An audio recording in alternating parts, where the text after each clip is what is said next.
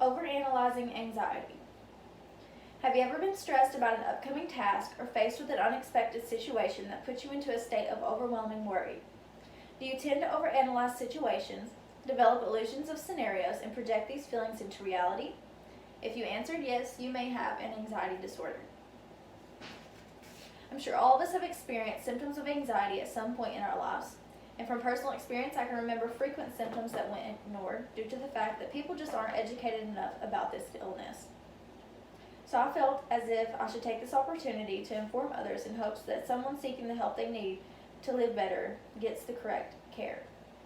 So today I'm informing you on anxiety, what it is, symptoms, treatments, and disorders. Recognizing symptoms of anxiety and knowing what you're feeling day in and day out, is it normal for everyone, can cause concern for your health and mentality.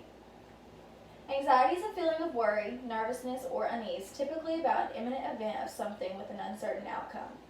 In the United States, almost half of adults, which is 46.4%, have experienced a mental illness in their lifetime. And when it comes to anxiety, though, which is the most common mental disorder, only 36.9% of the affected 40 million adults in the U.S. actually receive treatment.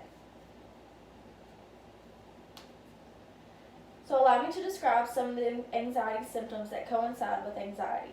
According to the Mayo Foundation for Medical Education and Research, some of the minor symptoms consist of irritability, restlessness, sweating, fatigue, nausea, trembling, racing thoughts, unwanted thoughts, excessive worry, fear, and lack of concentration. Some of the more severe symptoms consist of feeling impending doom, insomnia, hypervigilance, heart palpitations, chest pain, shortness of breath, and losing consciousness. And before informing you about the types of treatments, you should be aware of the 5 most common types of anxiety disorders and which one could relate to you. Knowing this disorder that you have gives you the best direction of treatment.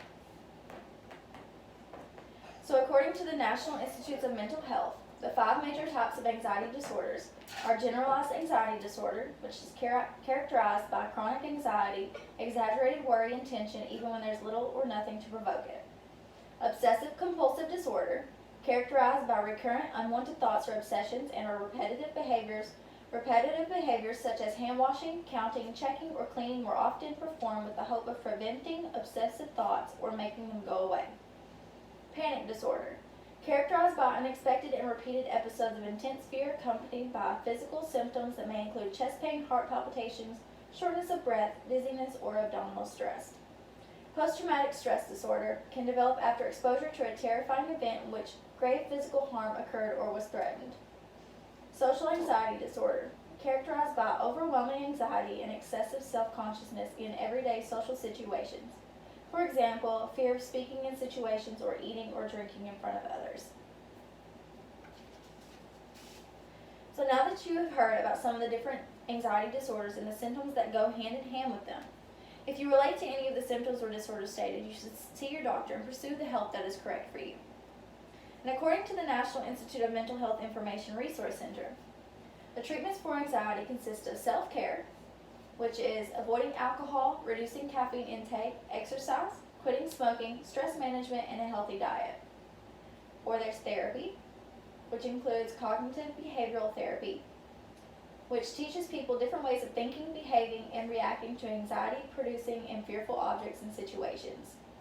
Can also help people learn and practice social skills, which is vital for treating social anxiety disorder. There's also meditation, which is focused concentration and bringing yourself back to the moment over and over again, actually addresses stress, whether positive or negative. Or psychotherapy, which is also called talk therapy, can help people with many different disorders, and to be effective, it must be directed at the person's specific anxieties and tailored to his or her needs. Another option is medication. Anti-anxiety medications can help reduce the symptoms of anxiety, panic attacks, or extreme fear and worry. And antidepressants are used to treat depression, but they can also be helpful for treating anxiety disorders. They may help improve the way your brain uses certain chemicals that control mood or stress.